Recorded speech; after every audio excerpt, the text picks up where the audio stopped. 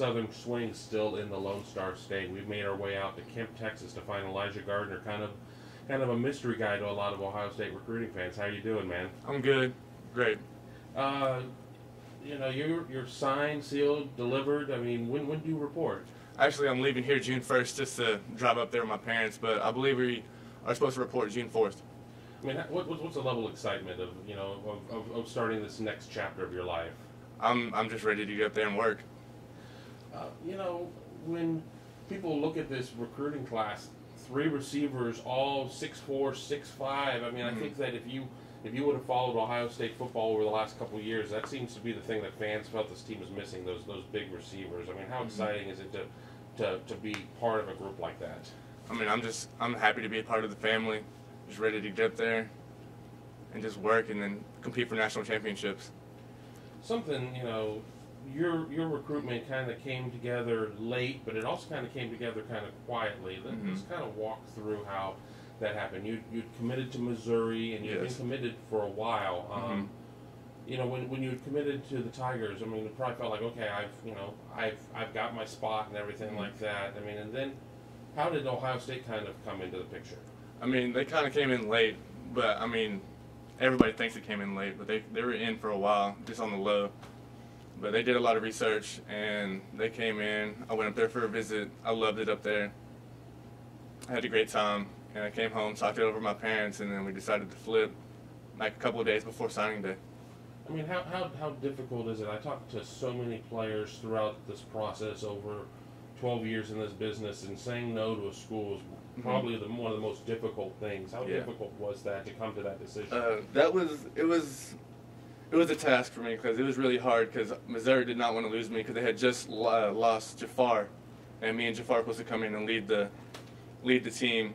That's what they wanted us to do, to come in and lead the team.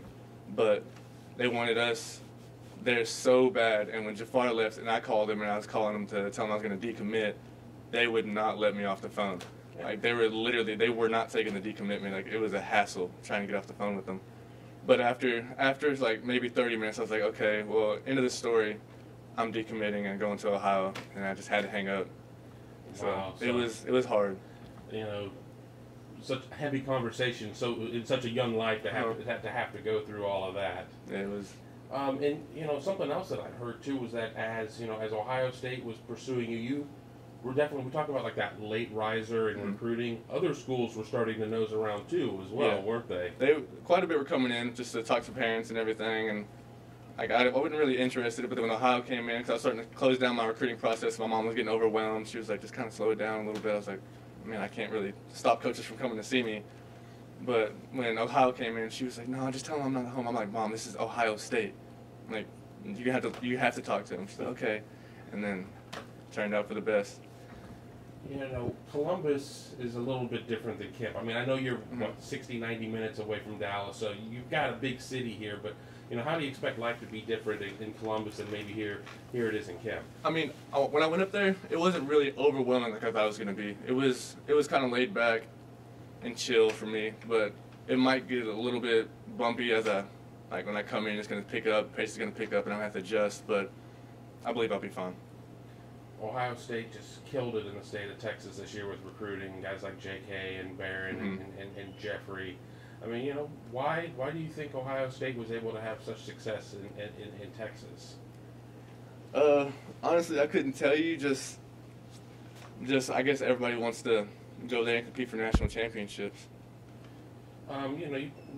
You told us before the interview that you had a chance to go and work out with Jalen and with Trevon. What was that like? I mean, we had a real good workout. The strength staff at Ohio is amazing. The facility is amazing. I mean, I've done workouts that I've never done before, but we had a good workout.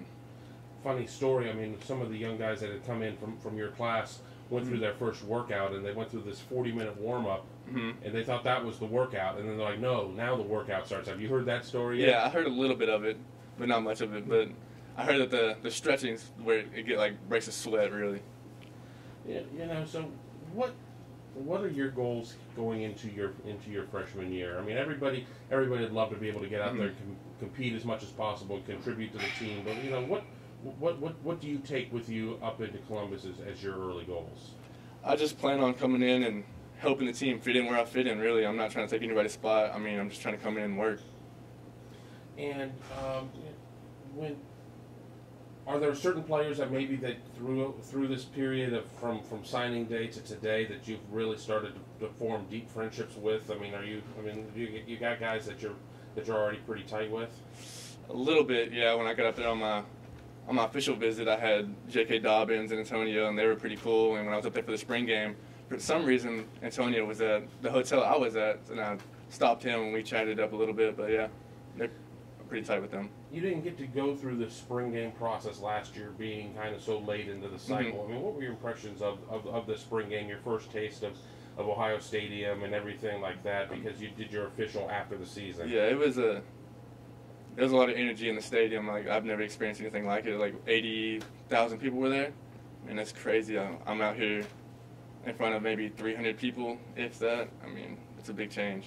Yeah, I mean, it definitely has to be a little bit of a trip to be in front of that after being in a smaller town. Yeah, it is. It's crazy. Last thing for you. I mean, this is probably the last chance Ohio State fans are going to get to hear from you until the start of fall camp. Do you have a message for Ohio State fans? Just plan on me coming in, working as hard as I can. Hopefully starting, but no promises. I'm gonna compete on the field, no doubt.